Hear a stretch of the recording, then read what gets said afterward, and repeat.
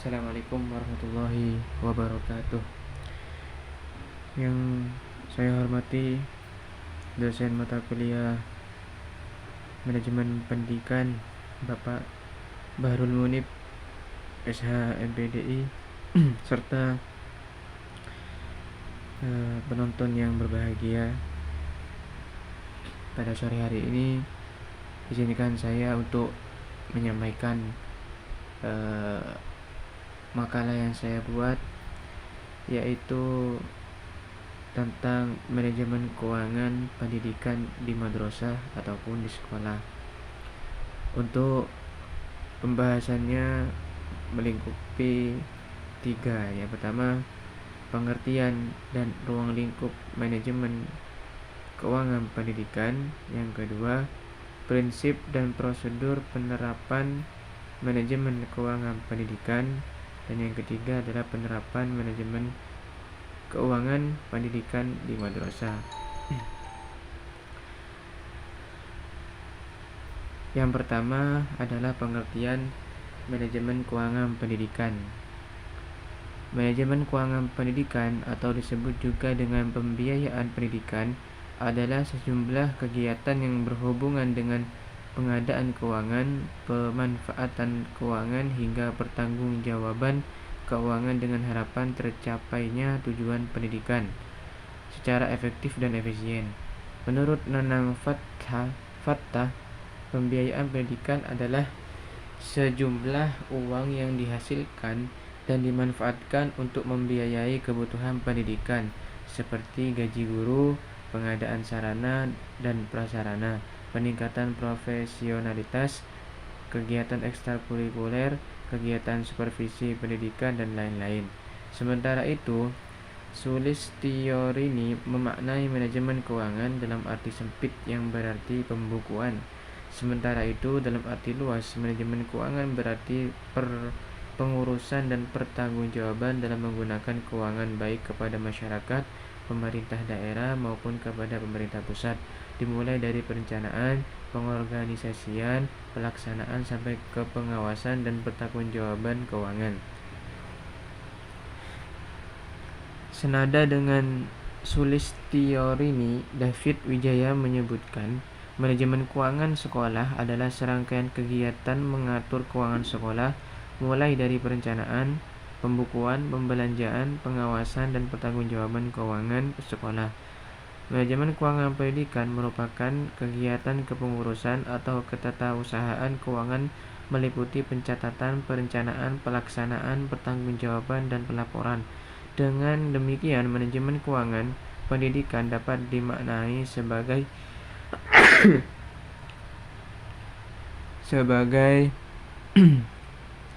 rangkaian aktivitas yang terdiri dari perencanaan, pembukuan, pembelanjaan, pengawasan, dan pertanggungjawaban keuangan sekolah. Dari beberapa pendapat di atas, dapat penulis simpulkan bahwa manajemen keuangan pendidikan adalah sejumlah aktivitas yang tersusun secara sistematis dan sistemik mulai dari perencanaan, penggunaan keuangan, pengawasan dan evaluasi, serta pertanggungjawaban dan pelaporan. Menurut Bafadhol dalam Augustinus Hermino, manajemen keuangan memiliki fungsi sebagai berikut. Yang pertama, sebagai perencanaan anggaran tahunan. Yang kedua, pengadaan anggaran. Yang ketiga, pendistribusian anggaran. Yang keempat, pelaksanaan anggaran. Yang kelima, pembukuan keuangan. Dan keenam, pengawasan dan pertanggungjawaban keuangan.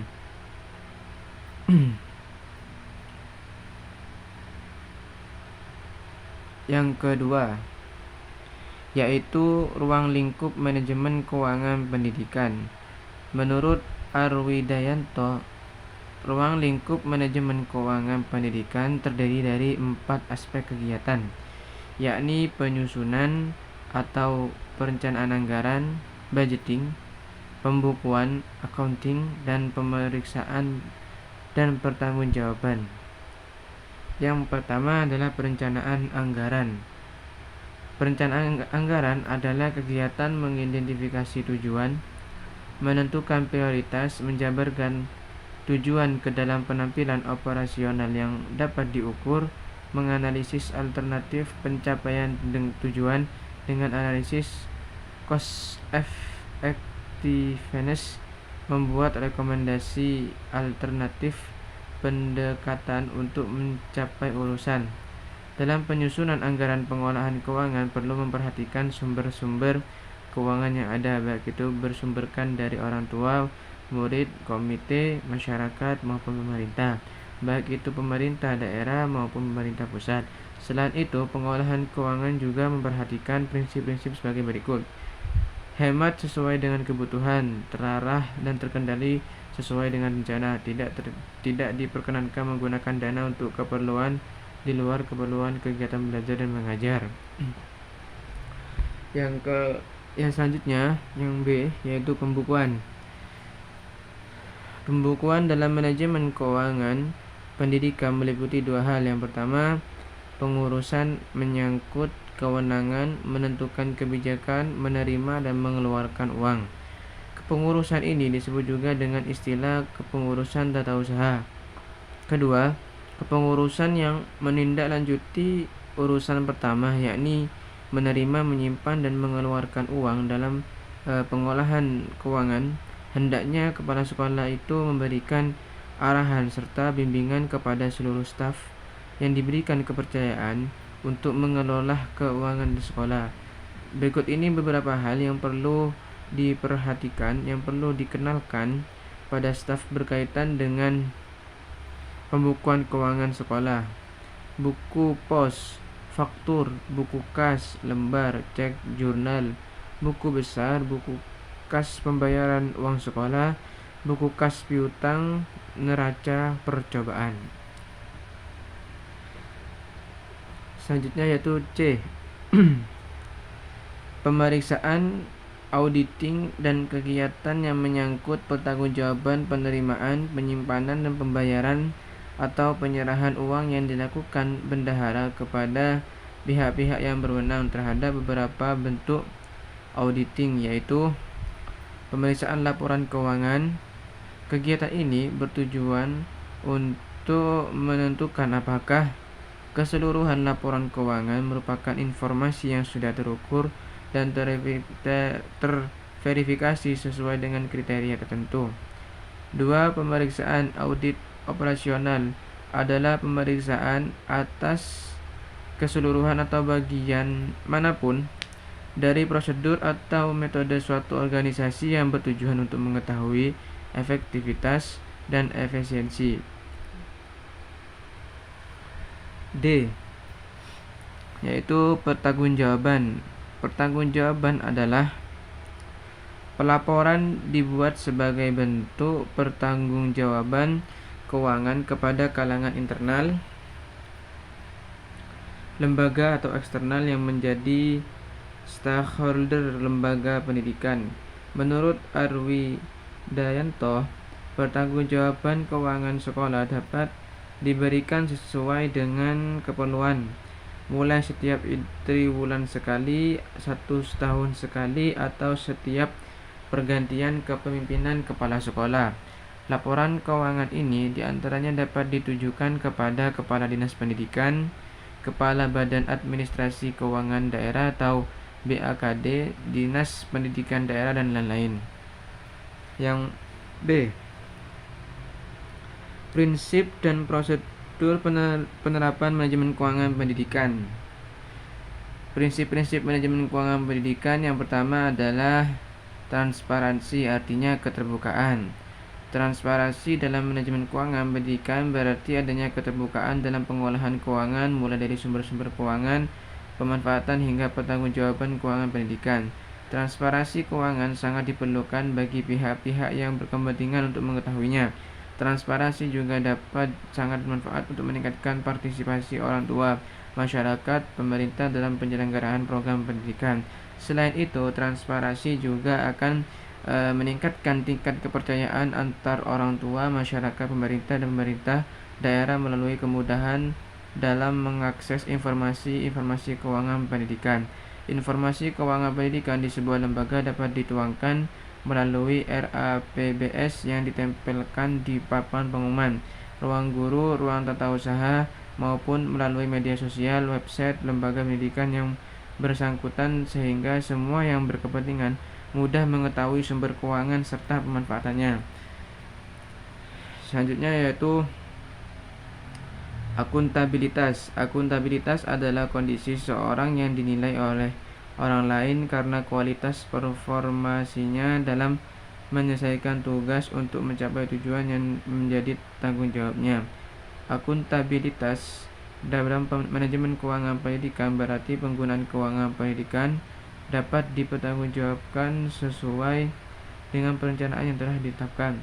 Berdasarkan perencanaan yang telah ditetapkan dan peraturan yang berlaku, pihak sekolah membelanjakan uang secara bertanggung jawab. Ada 3 syarat utama untuk terciptanya akuntabilitas publik, yakni yang pertama adanya transparansi dari penyelenggara pendidikan dalam hal memasukkan dan keikutsertaan mereka pada berbagai komponen sekolah.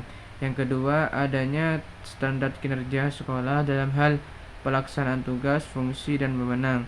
Yang ketiga, adanya partisipasi untuk saling menciptakan suasana sekolah yang kondusif dalam bentuk pelayanan pendidikan dengan prosedur yang mudah, biaya murah, dan proses yang cepat. Selanjutnya, efektivitas. Efektivitas dimaknai sebagai ketercapaian tujuan yang telah ditetapkan. Gardner dalam Kompri mendefinisikan efektivitas lebih dalam lagi. Efektivitas tidak sampai pada ketercapaian tujuan, akan tapi pada kualitatif hasil yang dikaitkan pada tujuan dan visi lembaga. Manajemen keuangan dapat dikatakan memenuhi prinsip efektivitas manakala kegiatan yang diselenggarakan mampu mengatur keuangan untuk membiayai aktivitas dalam rangka mencapai tujuan lembaga yang ditetapkan, dan kualitas outcome-nya sesuai dengan rencana yang telah ditetapkan. Efisiensi adalah perbandingan terbaik antara masukan input dan keluaran output, atau antara daya dan hasil. Daya yang dimaksud berupa pikiran, waktu, dan biaya.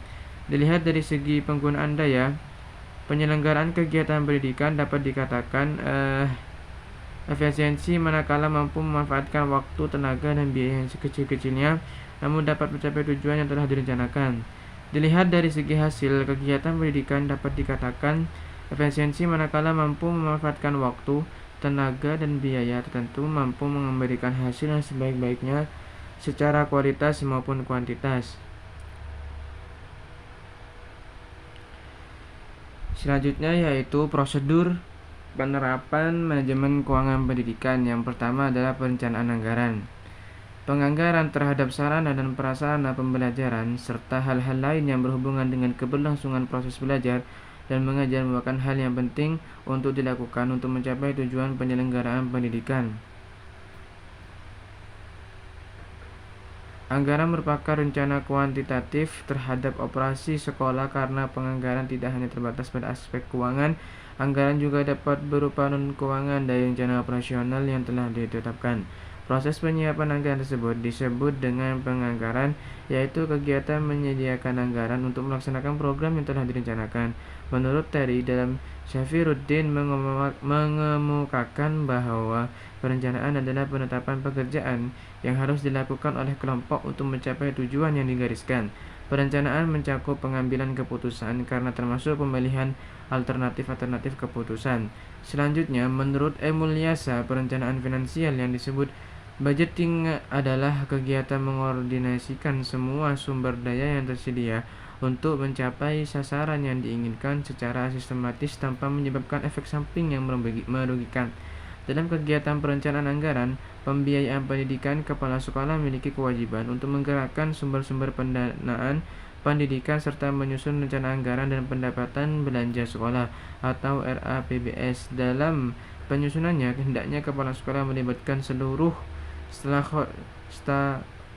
stakeholder sekolah sehingga seluruh anggota masyarakat adalah merasa bertanggung jawab terhadap keberhasilan rencana tersebut. Selanjutnya yaitu strategi mencari sumber dana sekolah.